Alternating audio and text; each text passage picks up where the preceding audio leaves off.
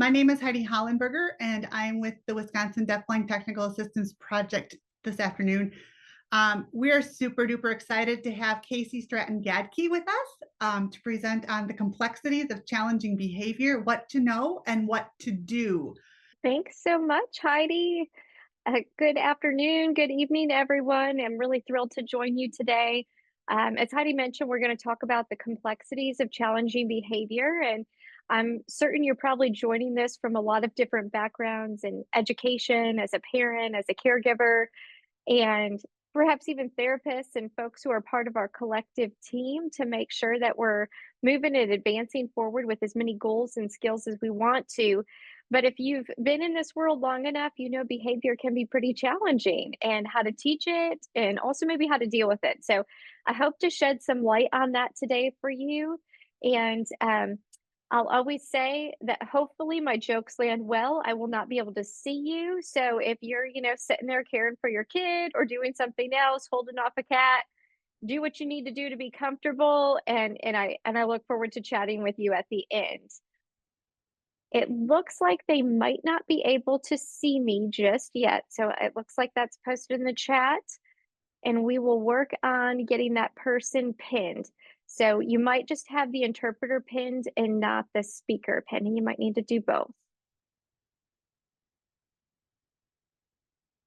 Hello, everybody. All right, wonderful. Thanks for the folks letting us know that you can see us. I'll let the tech team work on the backside to make sure that y'all can get connected. But I'll introduce a little bit about myself and how I came into this work. Some of you I probably have met before, particularly if you've been involved in the charge syndrome community. That's where I spend quite a bit of my time. Others of you, I'm looking forward to getting to present with you today. But a bit about my background. So I'm originally from Michigan, and I began working with charge syndrome, which, as many of you know, is our leading cause of congenital deafblindness in '05. So I've been with Charge for almost 20 years doing just what I think is the most important work that we could do is the applied work. How are we helping individuals reach their goals? I ended up staying at Central Michigan University and doing my graduate training there in school psychology, working with a gentleman here in the picture, Tim Hartshorn, Dr. Tim Hartshorn. If any of you have known anything about deafblind work or charge syndrome, his name has certainly probably come across your articles and textbooks and things along the way. He has been nothing but an outstanding mentor for me and has since retired. And so we run now the only charge lab that is focused on applied work in the world. And so we are grateful to have his advice and guidance. But I really got into more severe behavior type work and the challenges that come with medical complexities and sensory loss during my doctoral and postdoctoral work at Johns Hopkins and their Kennedy Krieger Institute. And I think that that is where a lot of doors and light bulbs started to open up about the challenges that we see in managing behavior as those behaviors that maybe we don't want to see very often, and how we teach those skills. And so I hope to shed some light on that, if nothing else, to give us some empathy when we're using our assessment lens to see what's going on. Following some of that work, I landed in Mississippi at Mississippi State University, where I was school psychology faculty and still am. But about 2013, I decided to change hats a little bit, and we opened an autism and developmental disabilities clinic here because of the high need of disabilities in our state, but particularly the high behavioral challenges we were getting calls on and the supports that they needed. So we have run the largest comprehensive developmental disabilities clinic in North Mississippi since 2013. Then I decided to, why not add more to my plate? And I became the director of something called our TK Martin Center for Technology and Disability, where we actually serve individuals through the lifespan with not only assistive technology, so those communication devices you might be familiar with, but all the way through really advanced technology, adapted driving, and all kinds of really unique services. And because we had all these growing things happening at Mississippi State University in the world of disabilities, we started in 23 the Mississippi Institute on Disabilities. And that's where I serve as executive director. So that's my day job. But my favorite part of my day job is still running our Charge Syndrome Research Lab and getting to stay connected to the deafblind community through that work. So I'll be speaking sort of from all of the lenses that I just shared about today and how I think about behavior and the complexities that come forward. Ultimately, as we're moving forward, our goals for today are to get on the same page of what is this thing called behavior? What influences behavior? What might be different in our adolescent years as we move forward? And what steps might you be able to take next in helping to problem solve behavior? And I'm going to give a couple of disclaimers. One, this is not psychological or behavioral advice for your individual child or student. This is to help you frame a lens of how you can view the needs of whomever you're supporting moving forward. The second disclaimer I'll give, though, is that if you work in behavioral needs or in developmental disabilities, there's been a big kind of a push in the field to avoid using the word behavior, as it has like a negative connotation. And I just want to clarify for the purposes of our time together, I'm going to be talking about challenging behaviors, those things that are impacting quality of life, they're impacting daily living, they are having a challenge for that individual being successful. And when I say that that means that we, the environment surrounding them, need to do a better job of figuring out how to best support that behavior. And so there will be times where we get to pick which behavior is a target of interest and which we're going to kind of just let go and kind of let it be. And I'm going to talk a little bit about that as we move through. But by no means do I think that when an individual engages in something like a challenging behavior, that I think that's purposeful or with malice intent. It's likely a bit of communication that we're missing out on. And so we're going to talk through that just a little bit as we go through today. So in my work, as a clinician, as a psychologist, but also in just getting to know the community, the deafblind community and the Charge Syndrome community, the things that I hear a lot about in terms of the challenging behaviors that either parents, educators, or an adult with that condition themselves has told me is difficulty with tantrums, aggression, maybe destroying property, throwing stuff around the classroom, putting holes in the wall at home, pulling out some of those medical interventions like the G-tube. I've had clients with pretty significant self-injury, not able to follow directions that have been given, being so restricted in their range of interests that they're not able to kind of break out of that and engage in the everyday life that they have around them. And we also see some difficulties with social relationships. This is often where I usually get the question, does my child also have autism?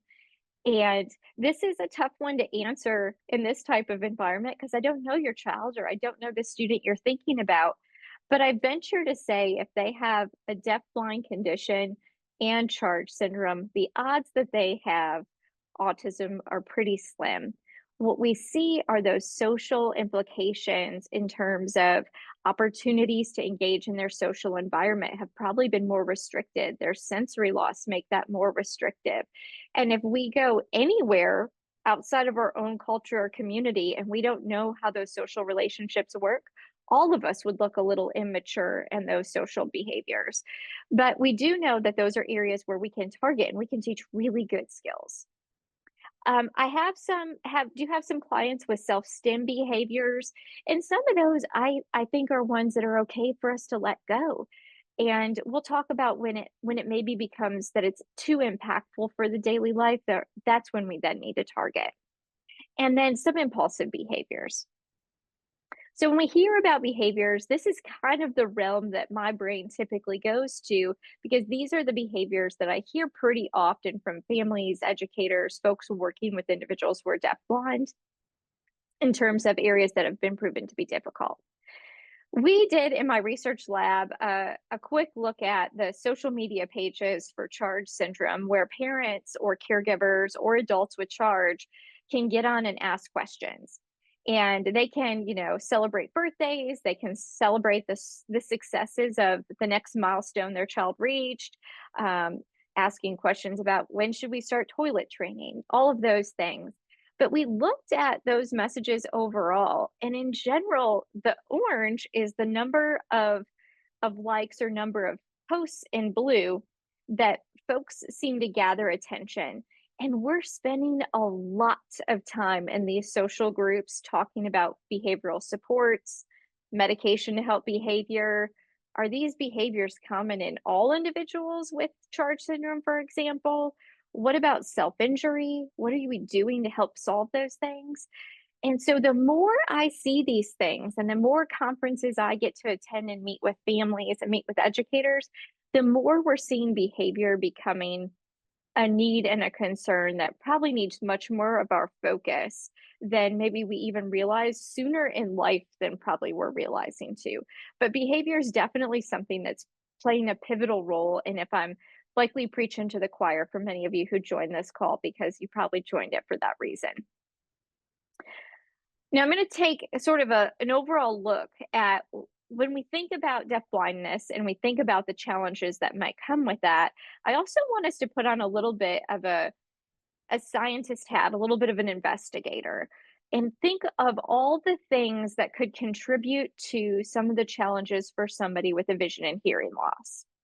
For example, they might have a medical condition or a genetic condition that gives a specific phenotype, or neurological issues, specific health concerns that come with that condition that impact the way they engage with their world, impact how they receive and give information and communicate. I see many sources of stress in this population, sources of anxiety, not knowing when to predict when things are going to happen in their environment, when maybe, for example, a situation will go away that they don't want to deal with anymore. I see quite a few physical and health concerns across our different deaf-blind diagnoses that come with more than just a vision and hearing loss that are a day-to-day impact. We have done some really interesting research, particularly in the charge syndrome community, to look at post-traumatic stress disorder symptomology. Um, we know that individuals with charge and caregivers of individuals with charge experience pretty high rates of symptomology of post-traumatic stress disorder simply from the medical experiences they've been through, the reoccurring surgeries, the post-care that's required. And that's not counting things that might have just been difficult that they've encountered that could be traumatic in their everyday lives outside of the hospital. We certainly know there's going to be challenges communicating with others, sensory deprivation that might impact the ability to sleep well or to sleep comfortably for a duration of time each evening. And then I typically see instructional needs that are not met or developmental delays that are common in this population. And if we put all of those things together, it's kind of a no-brainer that behavior challenges are going to show up at some point. For all of us, if this was piled on to our day, we would know that it was difficult. And I think that we all do really well managing the load of stress and the load of impacts on our body until like a breaking point, right? And our breaking point is most often with the people that we love and care about the most, who we can be most vulnerable with to see that. And I think sometimes when teachers feel like they're the brunt of that, or a parent feels like they're the brunt of that kind of behavioral switch, I'd like you to kind of rethink about it a little bit and think about this is the place where they can communicate that challenge and communicate their frustration. And maybe they've kept it together all day long at school, but now I come home and I kind of lose it. I think that's pretty common. And I think all of us do that to some degree when our stress gets high. We have just learned better social skills and we have stronger communication skills to say my stress is really high right now. I need to take a break. I need to be left alone. Unfortunately, probably our partners get the biggest brunt of that. And I think as caregivers, we likely get the biggest brunt of that from our kids too. So And thinking about that, we know that there are impacts for challenging behavior in our general deafblind population. And those challenging behaviors are going to continue across a wide variety of areas. But what else might contribute to challenging behaviors? And if you take nothing else, take your phone and take a snapshot of this circle here. I think that almost all of our areas of challenging behavior that we see, particularly in individuals who have a sensory loss, are across these areas. And I'm going to pause for just a minute. I just want to make sure that, okay, we can see the interpreter. Sorry, I could not see the interpreter. Want to make sure we were clear. I think within this slide are many of the areas why challenging behaviors exist. And sometimes it's one of these little bubbles, and sometimes it's multiple of these bubbles put together. And at the very start of this, in a much larger bubble, is communication difficulties. And particularly for this population, it is probably the number one cause of challenging behaviors. There's a mismatch in communication. What I am trying to tell you versus what you are giving back to me, and our communication chain is not working. And I was recently asked to give a panel on charge syndrome about if there was one thing I wish I could tell parents sooner. And I said, this is probably going to be an unpopular opinion because we're so focused on health related issues when they're young, but the number one priority should have been communication. And I think that as therapists, as medical professionals, and as families, it's the hardest one to sneak in amidst all the other health related needs. But we are not starting soon enough with introducing multiple modes of communication for this population.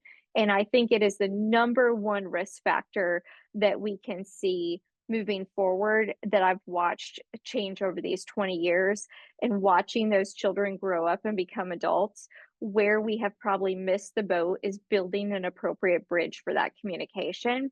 And that's no one person's fault. That's not a parent who didn't try hard enough. That's not an educator who wasn't putting it all forward to make it happen.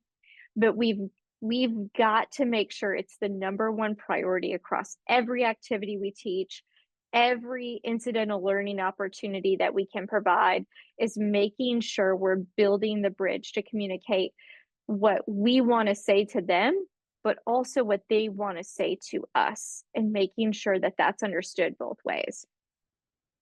For health-related issues, I'm going to go through some pretty significant health-related concerns for charge syndrome, but this relates to many individuals with deafblindness, is that there are health-related impacts that produce a significant amount of pain and discomfort for individuals that I think often goes missed. And that's a pretty big concern for me.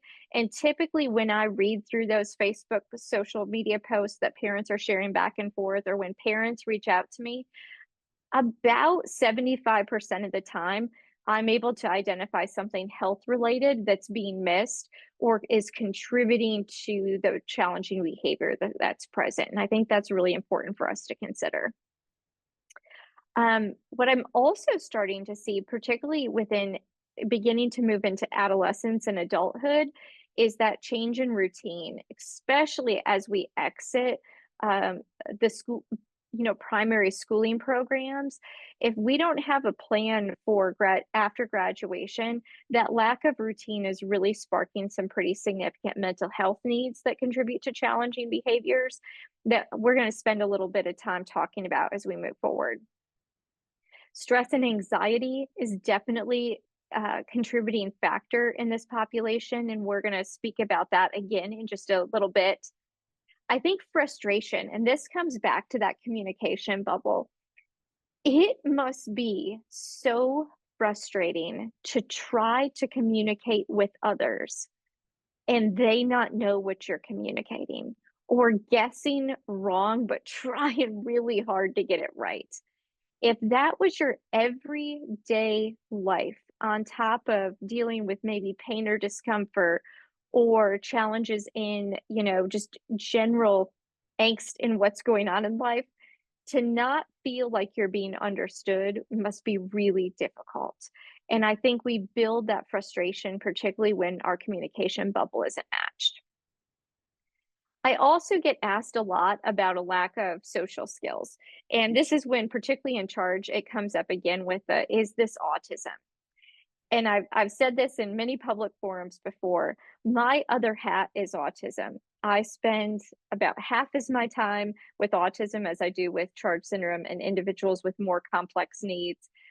And I will say that these are very different populations.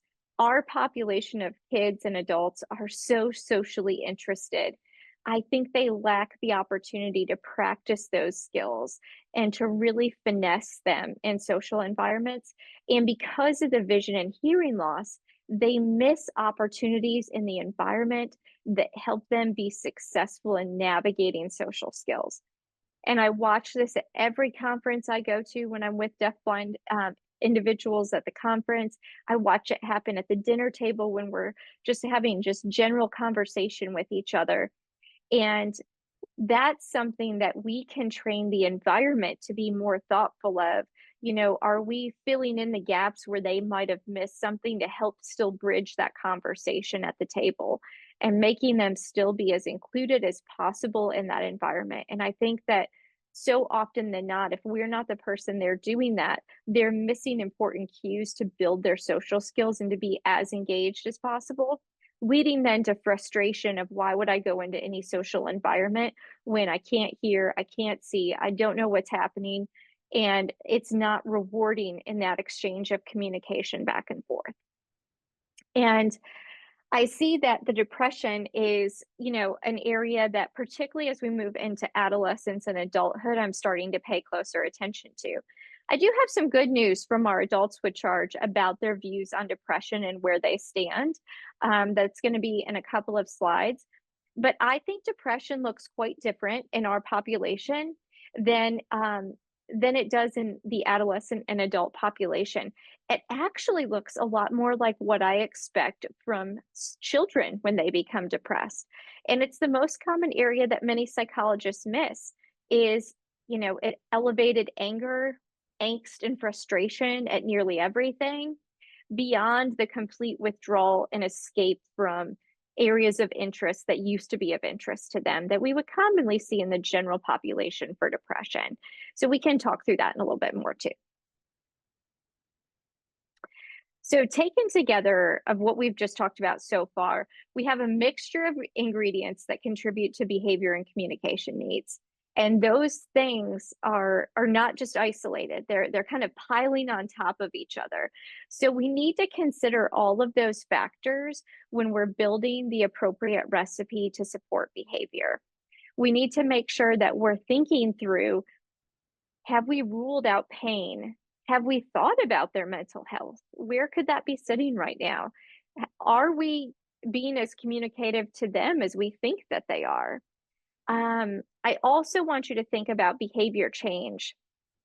You know, as you might start to think about some of these things to instigate a positive change in behavior for the individuals that you might be on this call for, think about behavior as it takes time.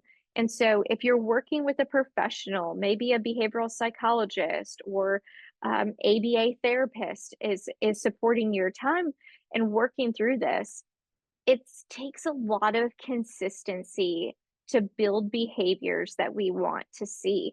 And even with language, think about how much time in natural development our babies get to hear and be engaged in communication before they ever give us a word, right? It's a lot of time. And so I just want us to be mindful of that because when we're starting to teach these things, I find that people quit too soon and they try an intervention and then they go, "Ugh, it's just not working," because we like immediate effects and no behavior changes immediately. And if nothing else, think about this as the diet plan, right? We all might want to try a diet to see what the outcome would be for weight loss or what's going to happen. But it's not the consistency, it's the consistency that helps us get there. It's the routine, it's the building it into all aspects of our lifestyle that help us be successful. And for that, I'm going to say it's going to take a good bit of resilience on your part to keep pushing through for behavior change. But think about it from the individual that you're working with. They're needing to build a lot of resistance and resilience to be successful with this change. And they've already been so resilient in their lives, overcoming so much, that we've got to give them a hand in taking the reins on this too. Okay, so let's talk a little bit about the complexities of behavior and what to know. Okay, if you have been in ABA, if you have seen me present before, if you have been to any charge conference, these are going to be things that you're familiar with, but they're so critical that I build them into every presentation that I give. And they're the behavioral principles to live by. And this doesn't just work for somebody with a developmental disability or deafblindness. This is how all of us engage in our worlds all the time. All of our behaviors serve a purpose. Once our behavior becomes purposeless, we actually don't survive. We see this across organisms, we see this across species. We must have behaviors that serve a purpose for us to be successful. And no matter whether the behavior is one we like to see or not, it's serving a purpose in the life of that individual. And we need to remember that, because I'll commonly come into spaces where I'll ask, tell me about the challenging behavior, and they'll give me a great description. I'll say, well, do you have any reason to think why it might be happening? No, it serves no purpose at all. If you're saying that, you're already on the losing end of trying to figure it out. Step back and think about what happened in the morning, what happened in that day, what happened right before the behavior occurred, what could be driving that. And if we're still left going, I don't know, that means it's probably bigger than we think. And it's a bigger concern that we need to pay attention to. All behaviors learned. Our behavior is perfectly shaped by the environment, the people around us, and the things that we do, which is why we want to be surrounded by a loving environment, caregivers who support us, things that make you feel good. But sometimes we'll draw that attention from just about anywhere. And I do tend to see that sometimes in our kids, is that even if I'm getting negative attention, it's better than no attention at all. So I'll keep shaping up my behavior to get that. But it is learned. Our environment is shaping every behavior that we have, even sometimes on accident. And that's where we have to be careful. Behavior is 100% a form of communication. Our nonverbal behaviors are just as much a form of communication as what we say or sign or spell out or speak. We need to think about this behavior is communicating something to me. And either I don't know the answer to that, but I got to figure it out. And that, if we take that frame of reference, you're going to be faster to find the purpose, and you're going to be faster to see how we might accidentally be shaping up a behavior across all environments. And behavior, like I mentioned, is truly an interaction and is maintained, means it will increase and keep happening by our environment. And every day we are shaped by these things in our daily lives that help us keep moving forward and making a behavior reoccur. This is why, it's nice to hear things like praise from a boss, or my behavior shaped the moment somebody makes popcorn in the building. I'm instantly hungry and I need to go eat it, right? These are all things that our body is doing in response to our environment, and their behavior is no different. And so typically, I like to think about any individual that I work with, particularly that presents with a unique need like charge syndrome, deafblindness, multiple disabilities, individuals who are medically complex, it is my job to assume I am doing it wrong and they are doing the best they can to teach and tell me something. And when I do that, I'm much more likely to take it away from it's a kid problem or it's this adolescence problem, and think about how I can shape that behavior to get to where they need to be. But what else impacts behavior that's really unique about this population in particular is how multi-sensory this challenge is. So if we think about Charge syndrome, but if we think about some other deafblind conditions that have multiple sensory losses, we already know vision and hearing loss are impacted, but we might have the loss of sense of smell. We might have the semicircular canals missing, meaning our sense of balance and kind of where we feel like we're at in space for that proprioceptive sense. We might not have the same taste in food and prefer really strong, powerful flavors. Even tactile defensiveness that we can see in this population, where a little touch might feel really painful, or a hard touch might be exactly what I need to read that behavior and engage with you. And all of these things actually make figuring out behavior much more difficult, because what we can typically look at and think from those of us who are not engaged in any of these losses, we have to really actually think about these losses. And I think this is one of the biggest areas. I'm going to speak about that in just a minute.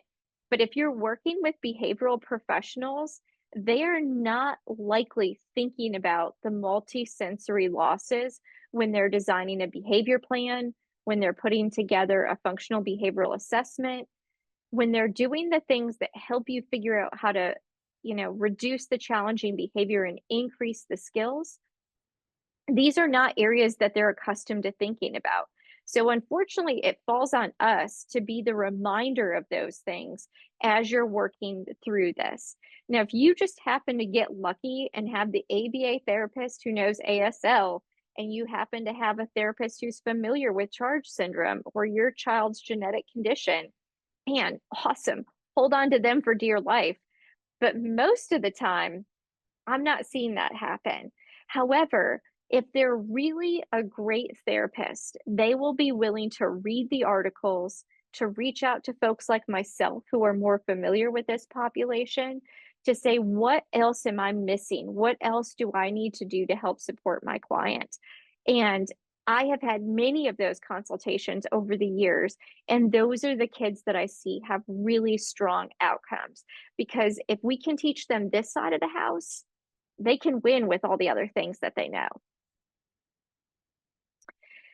However, when we think about communication being the number one contributor to challenging behaviors, there's a lot that impacts communication. And so I just want us to think about these things when we're also preparing with our team about how we're going to build communication, but also how we're going to reduce challenging behaviors. Is what areas of communication are impacted for the person you're thinking about? Do they have medical concerns like a trach that could impact the ability to communicate? Do they have facial palsy? Do they have cleft lips or palate that could impact the ability of beginning communication patterns vocally? Do they have poor movement of their tongue that might make speaking more difficult, and we could introduce a different form of communication?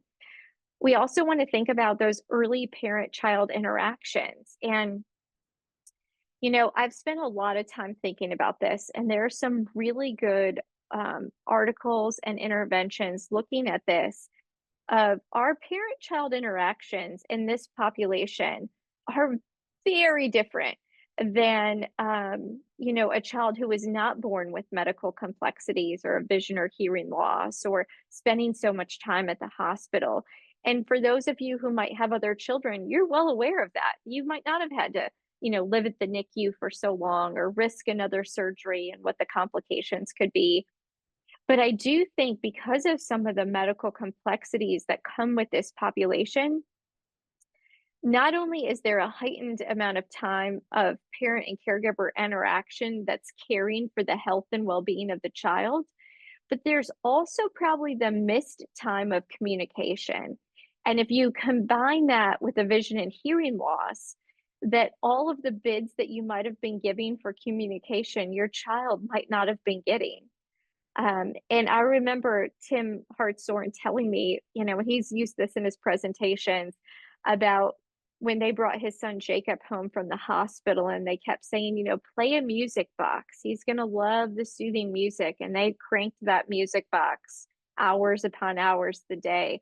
only to find out months later that Jacob had no hearing at all and could never hear that music box, and it was never calming for him. And neither were the words that his mom was speaking to him, or singing to him. That those interactions to just beginning to build communication were different. And that's why I think it's so important that we start sooner with not only identifying these sensory needs, but also thinking about all attempts at communication to help build that language as soon as possible. We also see impacts in communication, not just at a young age, right? So I see teachers and student interactions where our bids for communication go wrong. I see employer and employee interactions where they go wrong. And I think a really good example of this is just almost how we respond to other individuals, and have we given them the chance to be listened and heard, and can we respond back with, this is the message that I heard from you. And I don't know how hard this hit home until I became a parent. And my oldest daughter was coming out of her room one day. And, as a parent, you can predict what they want or what they need. And so she came out of her room and she said, "Can I?" And I cut her off. And I said, "No, you can't do that." And she started again. And she said, "Can I, Mom?" And I cut her off again. And I said, "No, we're not doing that right now." She walked around to the kitchen and she looked at me and she said, "You didn't even let me ask, though." And I thought, "You're right, kid. I didn't even let you get a full request out to know that your thoughts and feelings were heard, because I kind of knew what you were going to say and it wasn't a choice, but I didn't give you the respect to have that back and forth." And I think sometimes when we have an authority, parent child, teacher student, employer employee relationship, we have accidental interactions like that a lot. And for this population, we really need to make sure that the communication is abundantly clear, that we understand each other, and that we've given the opportunity for the communication to happen too. Okay, we're going to switch gears just a little bit and talk about behavior and pain.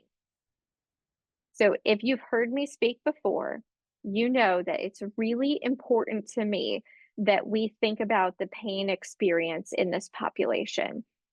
And I think for the population of individuals with Charge syndrome, for individuals who are deafblind, with any medical complexity, quite frankly, any developmental disability, there is a higher risk of pain experiences in this group, whether it be from their physical therapies, their medical procedures, the way the anatomy of their body is set up.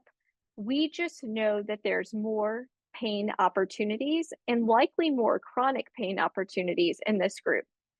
So every time somebody comes to me with an unexpected or unexplained behavior, they were doing so great at school, then all of the sudden this thing happened. Or we went for 6 months without a challenge. I thought the communication was building great, but then they hit their classmate at school. These are things that start for me to go, I wonder if there's a pain experience happening here that we might be missing. And I think for this population, what worries me the most is, are we able to identify pain so we can manage it? And in order to identify pain, you need to be able to self-report your pain experience. That's how all of us get treatment. We go to a doctor, we say where our pain is, we say what our needs are, and they'd say, on a scale of 1 to 10, how easy or difficult is this? How intense? And we all have to make a predictor there. But we are able to seek out that support because we know when we show up to that doctor's office or we show up for that appointment, likely something's going to happen that's going to take that pain experience away. However, for this population, perhaps showing up to the doctor actually has been an experience of more pain happening. Maybe that was a immunization, a shot, a treatment that had to be done, a surgery that had to happen that actually intensified pain experiences in their presence. Where in most situations, I know if I'm going to seek support, it's going to make me feel better. And it's really hard to know that this person who just produced pain is also, a day later, the person responsible for taking the pain away. And I think those are really difficult concepts to explain, particularly if you also have an intellectual disability or cognitive challenges as a part of the diagnosis. So one of the first things I like to say is if you are seeing some of these unexpected or unexplained behaviors, really think about pain and think about how that might be contributing to the behaviors that you're seeing. Now, what also makes this tricky is for individuals who don't have strong communication opportunities or are not able to sign or speak or explain those behaviors, they might use a similar challenging behavior that they use for other things. And so now our job's trying to be like, are they trying to get out of this or are they actually really in pain? And so don't just assume that the behavior has to look completely different to indicate pain. Sometimes we use the same behavior to communicate our wants and needs. So let's settle in and talk about pain for just a minute, because this is a big contributor to challenging behaviors. And why I think it's so difficult to detect pain in this population in general is we've generally had overgeneralizations. And I say here, individuals with charge have a high pain threshold. That's been said a lot. It's been said across articles on charge syndrome. It's been given in presentations. It's what parents say to each other in this population. But guess what? I don't just work with charge. I work with kids of all different kinds of backgrounds, and I hear it from their parents too. And I don't think it's true. I don't believe that we have this threshold that's so much higher that you have to experience before pain. I feel it now. Okay. I think that we have a pretty good tolerance for pain because we feel it a lot. And particularly in charge syndrome, we have really good data that actually suggests we're right and that they experience more chronic, consistent pain than the general population. But we've actually seen very similar data in autism, in Down syndrome, and in other conditions where we've been able to track pain over time, that it's not a threshold. They are feeling pain 100% of the time, just like everybody else. They're not able to communicate it to us in the same way you and I might be able to say we're experiencing pain. And sometimes I think they hide it because they know that it's going to maybe lead to another procedure or another trip to the doctor in a place that's actually been kind of negative in their lives. And so they don't share it until it gets to a certain point. But you know what? That isn't all that much different than the general population. If you have a backache, you probably have a backache most days, but you don't talk about it until it's really intense. And that's when you share it with other people. I'm sorry, my back hurts today. I might not be the best that I can be today. Just apologize. But maybe your back hurts most days. It's only the days that it's really intense that we complain about it. And I worry about that for this population, that we think that they experience pain differently when they experience it very much like the rest of us. The self-report of that experience is what's different. And I also think because of facial palsy, particularly in our charge syndrome community, the way we wince and change our face when we experience pain is going to be very different for this population, and why facial ratings of pain are not good and not helpful. But particularly because the vision and hearing losses, I think we have something that's called social communicative deficits, in that many of our kids don't learn the typical responses and expressions of pain because they're not hearing and seeing those on other people as a model. And there's actually really neat data in our visually impaired population that shows this to be true, that if they get hurt on a playground, they're less likely to go to a caregiver and say, I skinned my knee or I'm bleeding on my elbow, they're more likely to just kind of suck it up and deal with it because they don't know that that's what other kids do when they hurt themselves. They don't see them running over to the daycare attendant, or they don't see that somebody came over to them and checked on them. And if nobody witnessed it, we've missed the opportunity to teach. When you fall down and skin your knee, you actually go to somebody and get help, or you seek medical care in some way.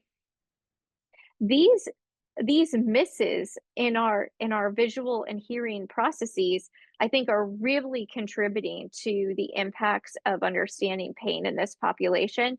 And as a byproduct, we, as those around them, as parents, as caregivers, as teachers, as therapists, we are likely not doing the best job of in the moment teaching how to respond in those, and have to be purposeful in remembering, oh, I have to teach Kasee when she falls down. Ouch, that hurts. You hurt your knee. Let's go to this place and get support for that. And we're going to make it feel better. We've got to be purposeful in those approaches and teaching about the pain experience. Now, why I think pain is so important is not just because it impacts challenging behavior. We do know really clearly in all research on developmental disabilities in general that self-injurious behavior, aggression, and destructive behavior all increase when pain is present.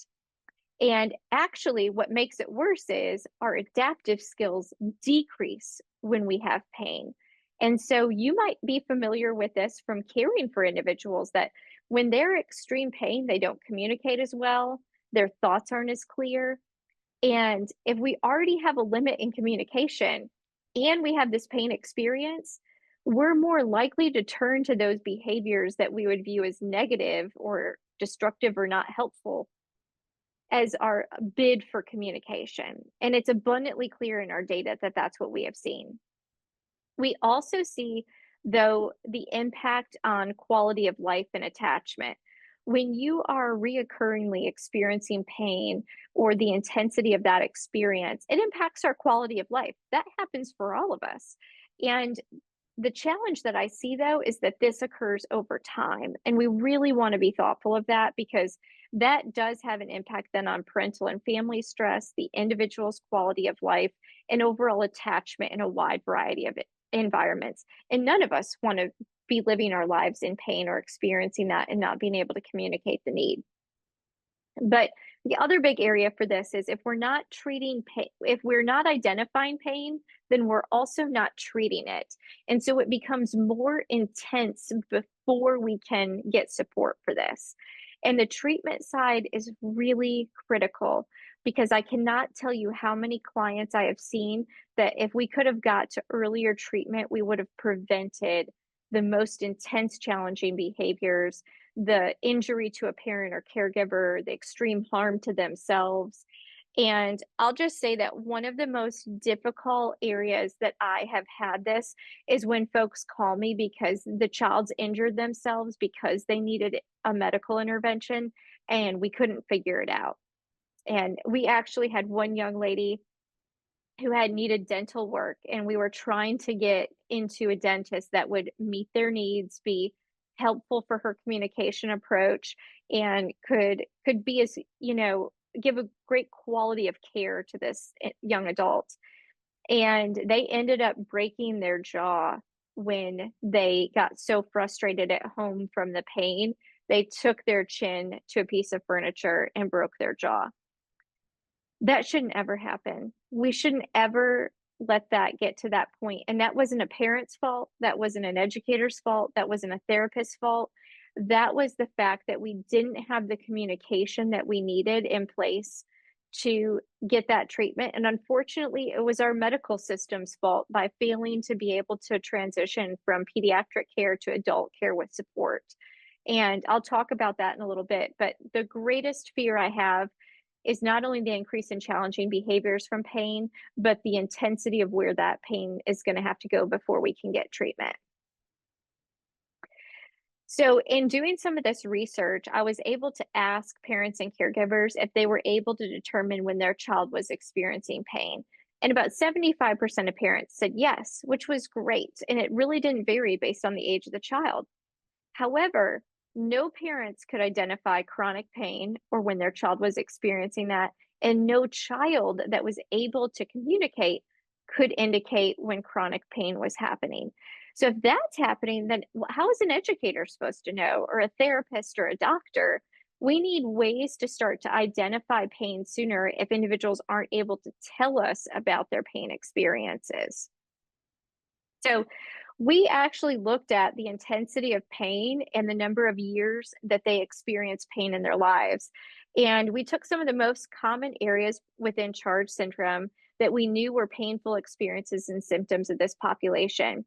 And you can see that there's some pretty chronic conditions that don't occur in isolation. So, where you see those arrows on the screen, abdominal migraines, about 97 days a year, gastro reflux, almost 170 days, difficulty with breathing, 108 days, hip and back pain, 98 days. If you take even two of these and put that together, that's pretty significant reoccurring chronic pain for this population, and some of which that have pretty high intensity of pain experiences, almost all of which parents felt like their kid never really had a day that was just like blissful and without discomfort. And we really need to consider that, because that heightens that level of where we sit at homeostasis to just trigger challenging behavior in the first place. So, how can we assess pain in individuals who are deafblind or who have charge syndrome? I'm going to first tell you what not to do. Okay, so I'm going to pick on Lego here, and that Lego. Some hospitals have used this as a pain assessment. Some call it the Wong Baker's face scales, where it's a scale of 0 to 10, and you have these different smiley face, frowny responses. But more often than not, a child cannot tell you based on a picture where their pain experience is. And more often than not, you and I can't tell anybody on a scale of 1 to 10 where our pain experiences are, unless we can anchor these in something that makes sense. So for me, I anchor a 10 at you're on the way to the emergency room. This is the worst pain you've ever experienced. You know you need immediate medical care. Something is wrong, but boy, this is bad. Whereas some rate a 10 as a headache that I might deal with every day. We've got to place this into a place that's objective for anybody who's reviewing the data. And I think we fail when we use these systems and we don't give really good anchors. And oftentimes, if we ask individuals, we're going to get a wide variety of responses for the exact same pain experience. So we need to consider their background, the types of pains they've been exposed to, and really what behaviors are kind of indicating pain in that environment. The other thing to not do, if you're a physician or a caregiver of some kind on this call, is to not speak to the individual that is coming in for the concern. I get so annoyed when nobody directly speaks to the client or the patient at the hospital. Have we asked them? And have we given them all the chances as possible to communicate and tell us about that experience? Or is the caregiver the one only reporting? And that's an important part of advocacy and care as this child grows older, is they're going to need to be able to communicate that pain experience. And so they should be involved as part of the conversation, because at some point nobody is going to be there with them to be able to help answer those questions, to talk about their medical history, to talk about their needs. So if they are able, try to convince the medical team to directly speak with the patient, and then we can fill in the gaps as needed. Some areas to consider to measure pain non-vocally. There are some really good multidimensional pain tools that are designed when there's no exchange of communication to identify pain, and it looks at changes of the body and non-vocal behaviors. There's the non-communicating pain checklist. They have versions for pediatric and adult care. There's something called the Pediatric Pain Profile that's actually a booklet that allows you to track pain over time that I think is really wonderful. These are available if you just Google them online. You do want caregiver input and the client's input in the situation. You want to look at changes in the body. You want to see, are they holding a part of their body more than usual? Have they engaged in a stim behavior near a part of the body? Some of my kids with ear infections will engage in a chronic stim of flicking their ears. Well, that usually increases in intensity when the ear infection's at its worst. But other things to consider when we're trying to rule out pain, and I do think that's our number one goal in looking at any behavior is, did we rule out pain as a potential option? Is this is something you want to discuss with your medical team. This is not Kasee giving you this prescription or this as a direct medical advice, because it's going to be different for every person involved. But it is worth asking your medical team if you could trial a period of tracking behavior that's without medication for about 7 days. Then start pain medication around the clock for several days and see if you see a reduction in that behavior over time. If you do, you know that there's a pain experience somewhere that we need to try to narrow down.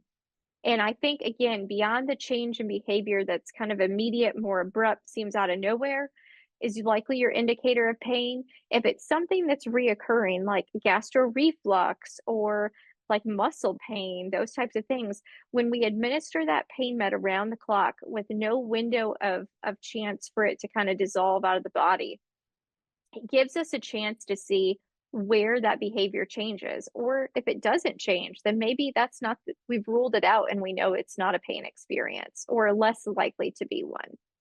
We also want to consider life cycle changes. And so I find this a lot in our more complex population, particularly those with an intellectual disability, that we forget they're aging because we're still maybe teaching communication at younger ages. And even in a school that I run here at my center, we had a young lady have some pretty significant behavior spike up the other day. And I said, "Oh, I wonder if we're about to hit menstruation." And mom, I thought, was going to go pale. She was like, "What? She's still a little girl." And I said, "She might seem like a little girl, but she's 12 years old. And we're probably coming into a stage that her body's naturally going into this area of puberty. And she's been doing a little bit of it behind the scenes." Well, when we started tracking, we're starting to see a pretty reoccurrent cycle of those behaviors. So we probably know that puberty is playing a pretty big role in the change of her behavior during that time, and she's probably in a little bit of discomfort. Um, Somebody asked in the chat box about puberty, and so I'll pause for just a second and talk about that. In general, in overall development, girls start puberty much sooner than boys, and they start it sooner behind the scenes than boys do. So usually around 6 to 8 is that pre-puberty age for girls. And 8 and up is when we kind of start to hit that in a much faster pace where we see the physical changes on the body. For boys, you're going to push that up a few years. They tend to experience that just a couple of years later. However, in this population, particularly for charge syndrome, and I'm not as familiar, unfortunately, with other conditions resulting in deafblindness, but for charge syndrome, we tend to see a delay in puberty. And that's related to a bit about the hormone changes that we see in charge syndrome. So typically around age 8, age 10, I would consider seeing an endocrinologist if you haven't already, because you need to probably consider some hormone replacement. And my most common question is what Becky just asked in the chat box. Is hormone replacement equal more behavior challenges? It does not. And we don't actually have a lot of strong data that says 100% these are direct correlations. We know with any type of physical change, this is why we say the teenage years suck, because puberty is hard and it's difficult, and the teens are difficult to kind of manage during that time. Those same things are going to happen to your child who has deafblindness that we see typically for females are able to take birth control and really see no changes to the outcomes of their behavior. And for males, there's a couple of different choices that you can do, from injections and gels. And we do not typically see a spike in those over time. However, what I will tell you and what concerns me more is that if you're not being cared for by an endocrinologist and we don't introduce hormone replacement, you run the risk of very brittle bones very early. And it's not atypical for us to hear an 18, 20, 22-year-old who fell down and broke a hip or broke a leg or shattered an elbow because their bones weren't solidified because they didn't go through that process of puberty. And they essentially are pre-osteoporosis or osteoporosis at a very, very early age. And so that's going to contribute to more pain, more behavior challenges, more issues over time. And so if you do not already consult an endocrinologist, it's worth going to just see where you're at on that growth chart, what you might need, and if hormone replacement is something to consider. But we do want to think about those life cycle changes because they contribute to behavior and are something that we can use some of these scales to help us track those behaviors over time.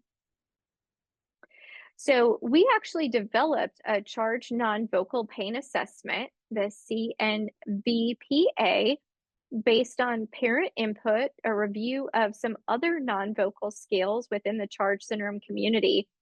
And we were able to have really strong reliability in the items that we have selected.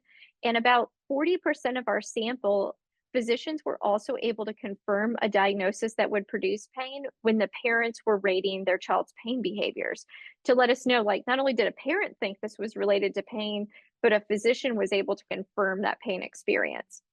And so this is what that assessment looks like. It's available online, and I'm going to show you how to get access to that. This is important to know that there's not a particular score that helps you know your child might be experiencing pain. It's more so a collection of these behaviors versus a day your kid is not in pain or your student doesn't experience discomfort. So I always tell caregivers to look at this as complete this on a couple of days when you know that your kid's just doing great. They're just having the best behaviors, things are going well. And then compare that to the times that you think a pain episode or you know a pain episode has occurred, an ear infection, reflux is happening, you suspect abdominal migraine from vomiting. Use those things to then see what is the change in behavior. And those items that are of the greatest change are probably your child or your student's non-vocal ways of communicating pain. We are going to be doing some future studies on this, particularly in the adult population, to help them identify chronic pain over time. And so be on the lookout for that if you have adults that you're considering, because this doesn't stop in just young kids. This is something that we see an impact across the lifespan. Some areas that we did see the largest difference, which for me probably indicate the in general for our population, particularly with charge syndrome, these are the items that are most likely to indicate pain. Not cheerful, increase in aggression, socially isolating, less active, restless or agitated, have a change in eating. That item we remove if you're on a constant feeding tube. Specific movement to indicate pain that you've kind of become associated with for that individual, and a lack of cooperation. This is available on the chargesyndrome.org's website. If you go to the tab that's highlighted green for professionals and you scroll down towards the end, it says Charge Non-Vocal Pain Assessment, and you can access it there. These can be used by any population, not just charge. I think it's really helpful because it adds actually more behavioral concerns into our scale than some of the others. But the other scale that I would use outside of ours would be the non-communicating children's pain checklist. And they have that same checklist for adults. Okay, I'm going to speed up a little bit because I want to make sure we have time for questions. But one of the things I do want folks to know is that parents have come to me and say, well, what's the impact for us as parents when we have all these medical complexities? Well, actually, guess what? Our parents show some pretty big signs of post-traumatic stress disorder as well. And their stress level is pretty statistically significant. And so I think that's important as a care team, if you are part of a care team, that if behavior is elevated and pain experiences or medical concerns are elevated, that the parent's stress level is also pretty heightened and might have a little bit of fear of what could be coming next in the future. And we really need to consider that as we screen parents and provide intervention supports for them as well. So I always like to say the complications from charge or any medical condition increases our risk for hospital stays, which means there's been a lot of medical intervention. That increases fatigue and stress, which can increase challenging behaviors. It can also make us pretty darn persistent and make really determined parents. And so if you are a professional working with a family and wondering why that parent is so hell-bent on making sure you understand their kid, this is how they've saved their kids' lives. And so we need to have some level of empathy and understanding to that working with these parents, because this is what has allowed their child to survive, be successful, and have gains. We need to be thoughtful of that when we step into the room and have a conversation about what we're going to do to move forward. So in thinking about this, the things that I think truly contribute to behavior concerns are those sensory losses, a failure to know when this pain is going to go away or this experience is going to happen, or when the heck I get to escape a place I don't want to be in anymore. Frequent illnesses. I think pain is a pretty significant concern, as we've said. And what I like to encourage folks that when we know pain has to happen, maybe it's a medical intervention that we know is going to be painful. Can we introduce things like virtual reality headsets, intense video games as distractors? Because we have some pretty good data to show that mitigates the pain experience a little bit. And if we could do anything to mitigate pain, I think that's a better approach than nothing at all. Okay, so in our adolescent years, what I want you to think about is exiting that school system and beginning adult life. Have we set up a routine? Have we set up the social network? Have we set up the employment, the education experience with accommodations? And have we prepared for that transition from pediatric to adult care? I think these are areas where we see mental health spike as a concern because we haven't set these things up in a soon enough time period. And we have lots of ways we can do this well before we turn 18 or 21 or 26 and exit a school system. However, our adults with charge syndrome in particular view themselves in a pretty good place in terms of their mental health. Their highest risk factor, though, is actually anxiety, with about 76% of the sample that we talked with saying anxiety significantly impacts their day-to-day life.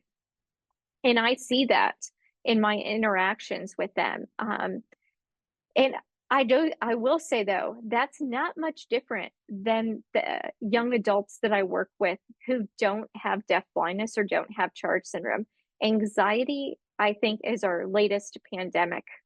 It is what I see increasing in our college student age and our young adults.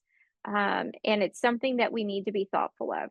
Another area impacting behavior, though, in that loss of routine is 41% of adults with charge said they spend 3+ hours a day socializing online. That's really having a significant impact on their social engagements, social interactions, and outcomes. So we need to do mental health screening sooner, and we probably need to start that before we exit the public school system, as well as identifying employment and transition goals and those types of things. So in talking about the complexities of these challenging behaviors, I'm going to give some quick go-tos. If you've watched any of my talks, and lots of these are online and available to you, there are 4 functions of behavior. There are only 4. Don't make up more. This is all there is. I want to get away from something. I want to get something. I want to get your attention or get away from your attention. Or I just like doing this because it feels good, so I'm going to keep doing it. That's more of those self-stim behaviors that we typically see. In most cases, I want to get something or I want to get away from something.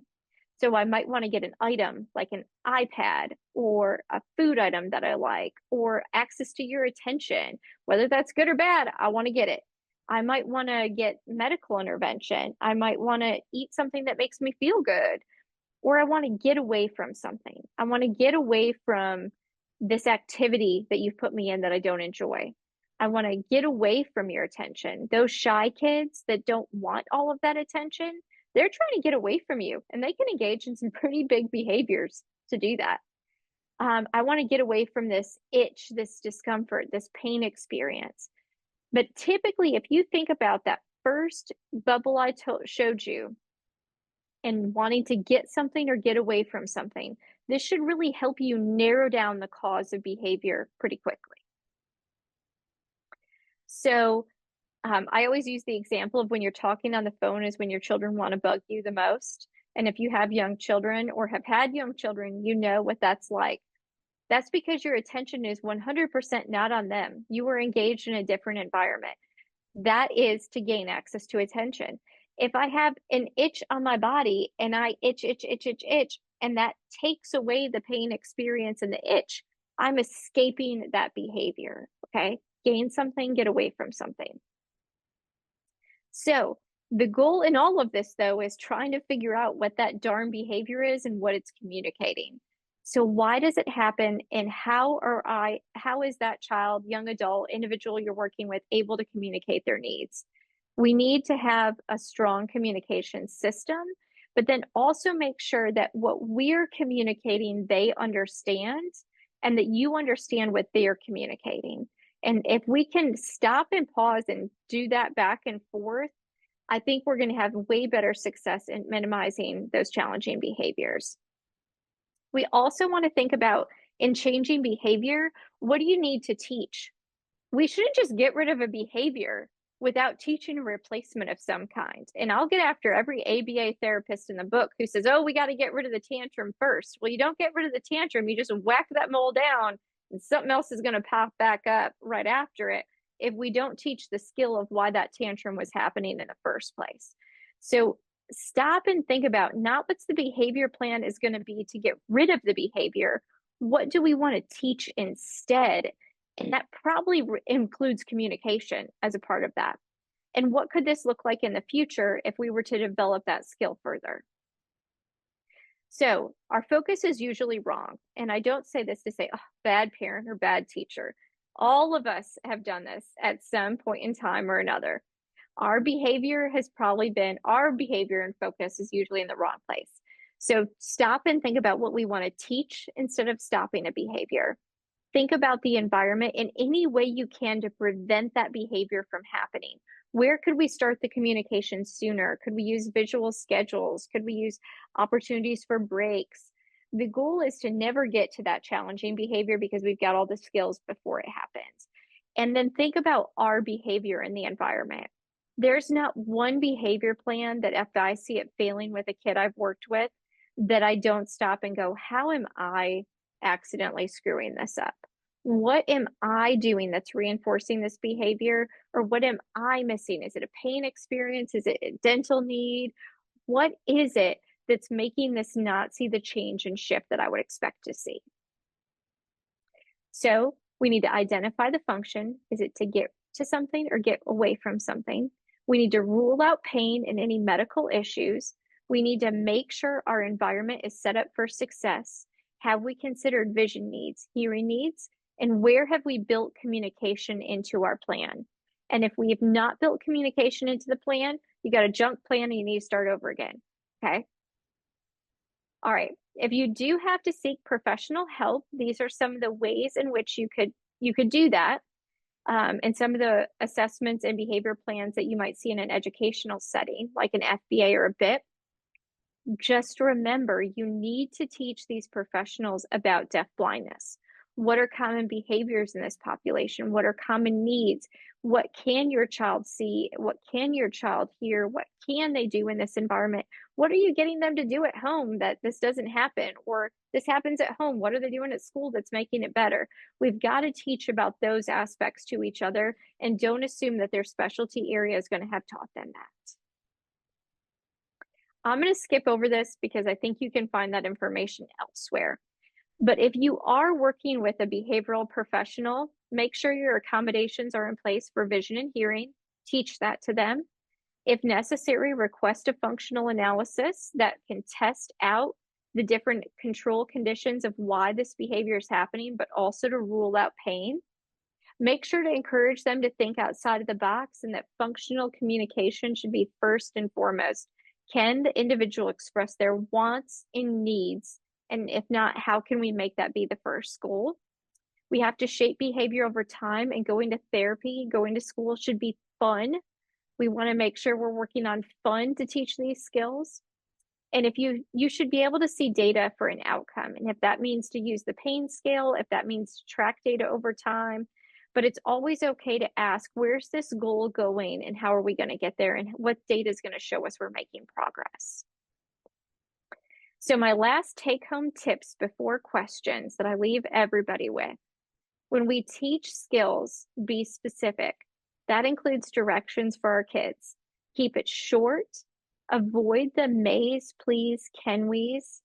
I'm living in the South. I'm not from the South. I'm from the North.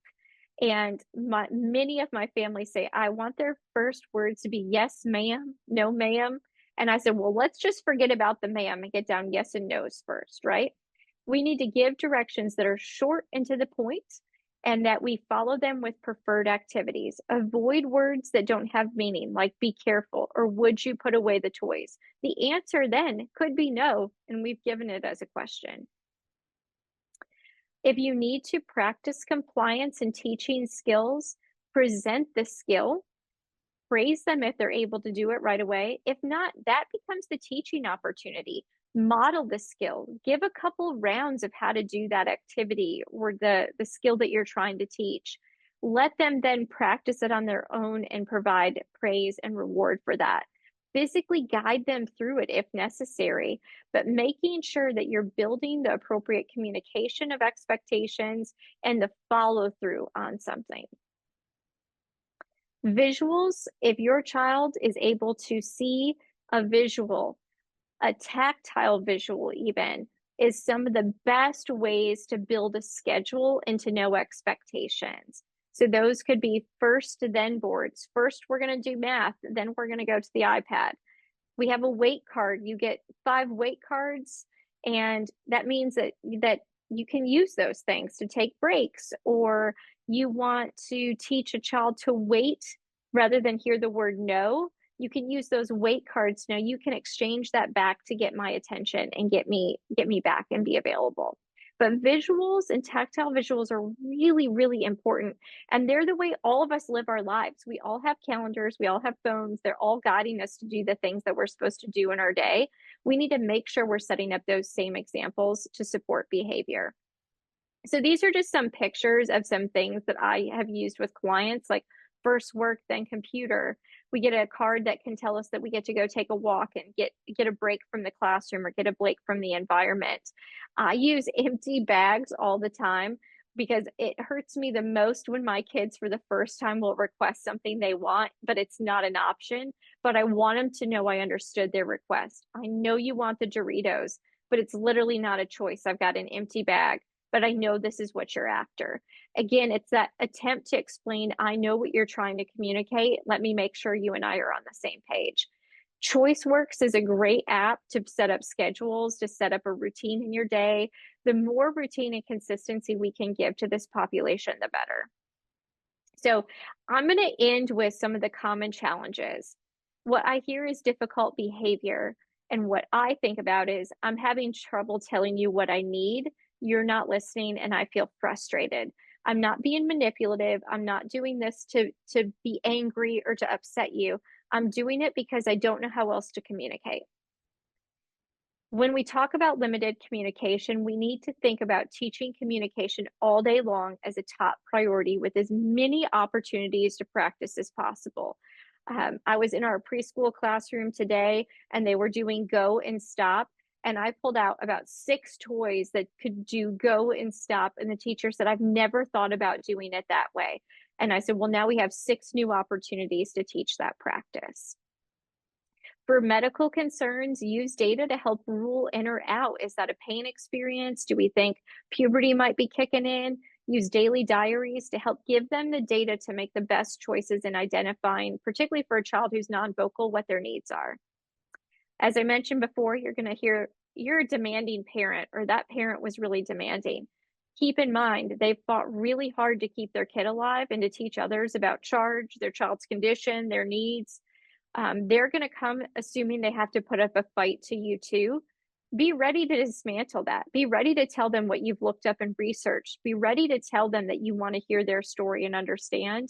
That rapport will go such a long way with finding the behavioral needs for their child and helping to support that. When I hear things like they're an uninterested student, I think we've probably missed vision and hearing needs. They're probably paying as best attention as they can, or that's the best position for them to pay attention. What do we need to do to accommodate that vision and hearing to minimize behavior concerns? And my least favorite is they do it on purpose. And they do. They're trying to communicate something. All behavior is communication, but manipulation and making your best attempt to communicate have very different meanings. And it's about how we listen to that and make a change for that behavior. So I'm going to pause there because I know we are quickly running out of time, and go ahead and take questions. And I'm going to try to close out of this so I can see you all, or see who might pop in and see questions. Okay. Yeah, and this is Heidi. I was going through, and really there was one question I don't think that you got to was, would you include psychological pain from rejection in the conversation about pain with behaviors? Yes, but not in the same way the scale measures pain. Okay, so that scale's designed for physical pain experiences. That's what it's designed to look at. But do I think being rejected in conversations and in certain social networks and in groups has an impact on behavior and on an impact on mental health? 100%. And like I said, when I am with folks who are deafblind and I am around them in social situations, and my job's always watching what's happening, I can see where they were left out of conversations, they were left out of social exchanges, and they don't even maybe know in that moment that they missed a part of what was happening in the environment around them. But I know that. So it's my job to then interject and go, actually, Susie over here just said this. You heard it as something else. Let's try to clarify that situation. But I do think feeling rejected in your community, no matter what way that happens, is going to have a significant impact. Thank you. It looks like Melissa Brown, Jen, has her hand raised.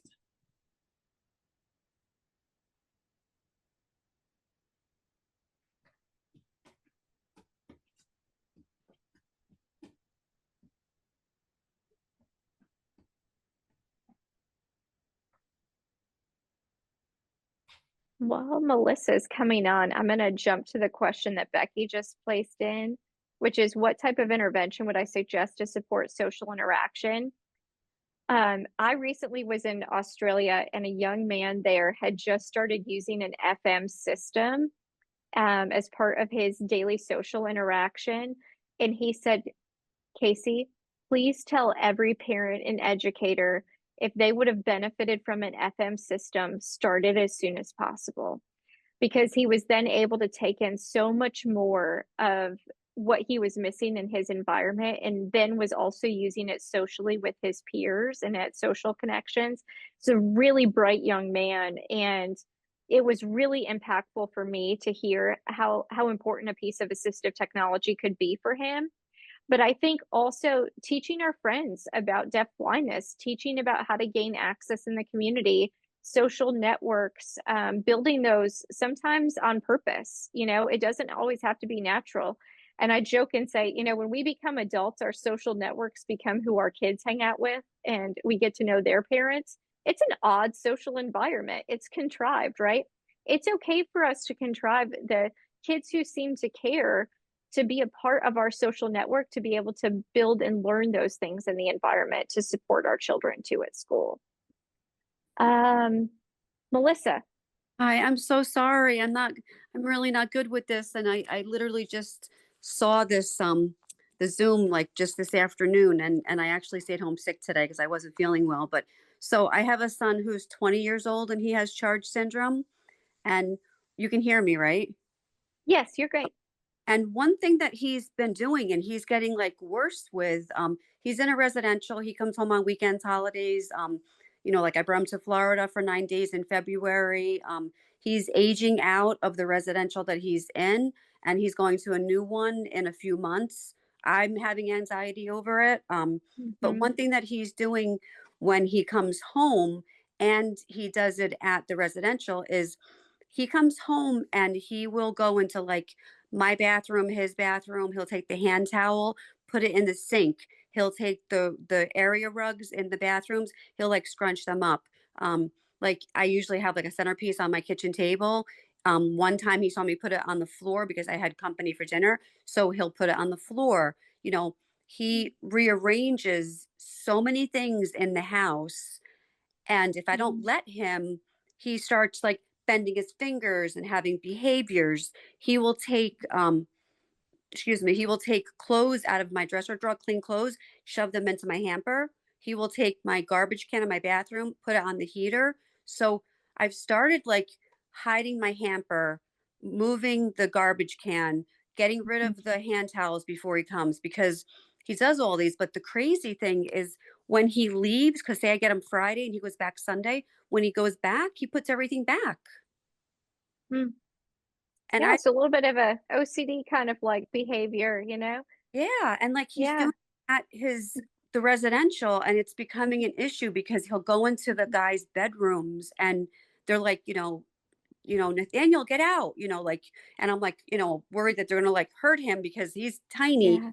compared to everybody Yeah. else. That's one thing that he Yeah. does. You don't really like, I don't know what to do. Yeah. Well, I think, Lisa gave a good suggestion too, nesting, like kind of making the space your own. And I think that could be partially that, where his memory of your space likely has changed in the times that he's away, right? And so he might be trying to put it back in an order of something that he remembers or recalls, or giving Yeah. order to things. And that his day-to-day life is different from residential to your home. And so thinking about, maybe allowing a set time to do those things if that's possible, but then filling the schedule with other really preferred activities that y'all can do together, allowing him before the return to do that again. But I think a spike in some of those behaviors are just kind of an anxiety piece. And again, I would pick and choose, like how much of this is a big deal and how much of it do we just kind of let go, you know? But I got to the point that I let it go because I said it's not worth it because I don't know what's going on inside his head and I don't want to give him more anxiety. So I just let it Mhm. go. And then when he leaves, he puts everything back. So can I ask two more questions, or I can only ask one? Think we're getting close on the end of time, so I'll give you one. Okay. So something else that he does, and I just do not understand why, is he will go to the bathroom like to go pee 20 to 50 times a day. Like he just, and I've had, I've spoken to the residential. I've had him brought to the doctor. He's been tested for UTIs. He's been tested for like, diabetes, and he's fine. I don't know if it's like an attention thing. I don't know if there's something going on. I'm concerned because he does sign. He's not fluent, but like you said, there's a lack of communication. So I'm just Mhm. always concerned that maybe something is wrong. Yeah. I would think two things off the top of my head was obviously rule out all medical stuff, which sounds like you've done some of the big ones that would indicate frequent urination. Some individuals particularly with charge syndrome, have very weak muscle tone. And Mhm. I see this a lot in kids when we try to start toilet training, is that they're not able to tell if they've fully emptied their bladders. Oh. And so they kind of have to reoccurrently go because it's not fully emptied in the last time that they've went. It'll be like just like a tinkle. You know what I'm saying? Like I Hmm. just Yeah. feels pressure. Right. And he may be feeling pressure there too. We're at an age too where some other things might be going on. Yeah, And yeah, so you might want to consider, consulting about those areas too. yeah. And I have had somebody too, some folks too that go to the bathroom to engage in STEM behaviors. And while they're there, they'll try to go to the bathroom, but they Mm, go to a place where they're isolated so other people can't see them engage in that STEM behavior, and then yeah. come back out. And it's kind of a way to just kind of do it real quick and then come back out so other people don't see it. So just maybe keeping an eye on those things. But I would make sure that you've ruled out all medical stuff first, and maybe just not being able to feel that pressure with the weak muscle tone. Thank you. Thank you. So Kasee, we did have 2 more hands up, but we are Okay. unfortunately out of time. So I am going to ask Maren and Linda if they're okay with just emailing us their questions, and we can send them to you for you to answer. That would be fine. Our interpreters are scheduled until 5:30, and so we need to let them go. And our captioner. I'd be happy to answer those. Feel free to send them along. So Linda and Maren, if you want to email Jen, so Jen had emailed out the link to join the presentation. You can reply to her with your questions, and we'll make sure we get those to Kasee. And Jen just dropped in the chat her email address. And then I believe Jen also dropped in the chat the post survey and the RIDCUs. Just to finish up that little bit of housekeeping. Thank you to Brady and Gina and Margot for providing our accessibility today. And Kasee, even though I think I know most of this already, like I was like feverishly taking notes, and me and Jen and Jolene are texting like, hold that one aside, remember that. Oh, good, good. So thank you. Well, I appreciate everybody coming on and for having me very much. All right, have a great night, everyone. Thank you all. Bye-bye.